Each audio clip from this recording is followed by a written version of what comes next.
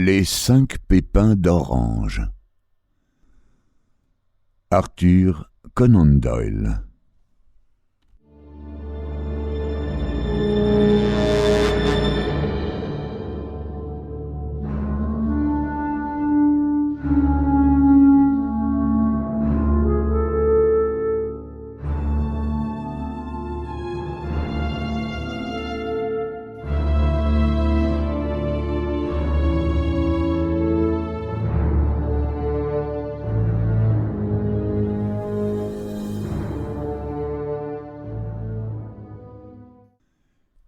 Quand je jette un coup d'œil sur les notes et les résumés qui ont trait aux enquêtes menées par Sherlock Holmes entre les années 82 et 90, j'en trouve tellement dont les caractéristiques sont à la fois étranges et intéressantes qu'il n'est pas facile de savoir lesquelles choisir et lesquelles omettre.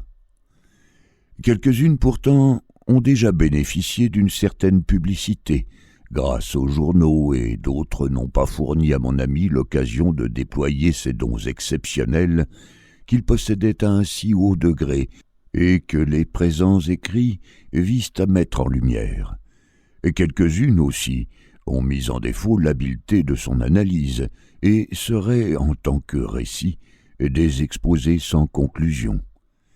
D'autres, enfin, n'ayant été élucidés qu'en partie, leur explication se trouve établie par conjectures et hypothèses, plutôt qu'au moyen de cette preuve logique absolue à quoi Holmes attachait tant de prix. Parmi ces dernières, il en est pourtant une qui fut si remarquable en ses détails, si étonnante en ses résultats, que je cède à la tentation de la relater, bien que certaines des énigmes qu'elle pose n'aient jamais été résolues et, selon toute probabilité, ne le seront jamais entièrement. L'année 87 nous a procuré une longue série d'enquêtes d'intérêt variable dont je conserve les résumés. Dans la nomenclature de cette année-là, je trouve une relation de l'entreprise de la chambre Paradol, un exposé concernant la Société des mendiants amateurs, un cercle dont les locaux somptueux se trouvaient dans le sous-sol voûté d'un grand magasin d'ameublement.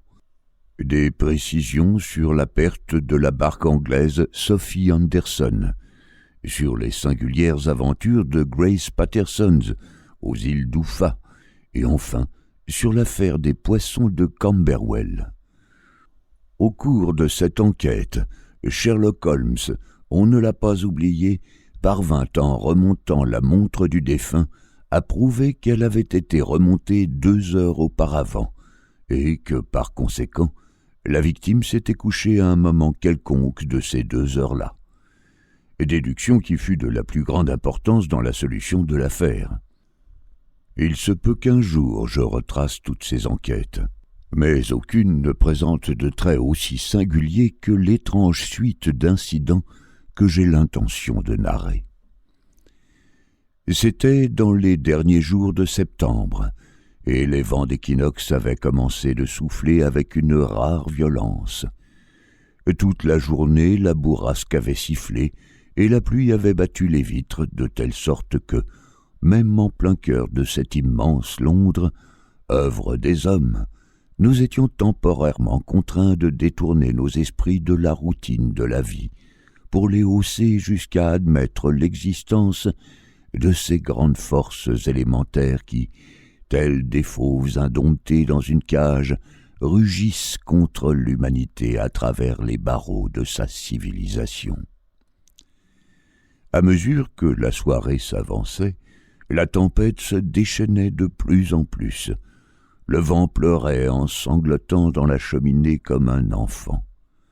Sherlock Holmes, pas très en train, était assis d'un côté de l'âtre, à feuilleter son répertoire criminel, tandis que, de l'autre côté, j'étais plongé dans un des beaux récits maritimes de Clark Russell, de telle sorte que les hurlements de la tempête au dehors semblaient faire corps avec mon texte, et que la pluie cinglante paraissait se prolonger et se fondre dans le glapissement des vagues de la mer. Ma femme était en visite chez sa tante, et pour quelques jours, j'étais revenu habiter à Baker Street. « Eh mais, dis-je en regardant mon compagnon, il n'y a pas de doute, c'est la sonnette. Qui donc pourrait venir ce soir? Un de vos amis peut-être. »« En dehors de vous, je n'en ai point, » répondit-il.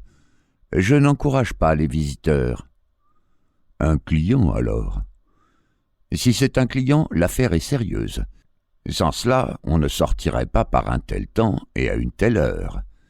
Mais c'est vraisemblablement une des commères de notre logeuse, j'imagine. » Sherlock Holmes se trompait cependant, car nous entendîmes des pas dans le corridor et on frappa à notre porte. Sherlock étendit son long bras pour détourner de lui-même le faisceau lumineux de la lampe et le diriger sur la chaise libre où le... Nous espérons que vous avez apprécié cet aperçu.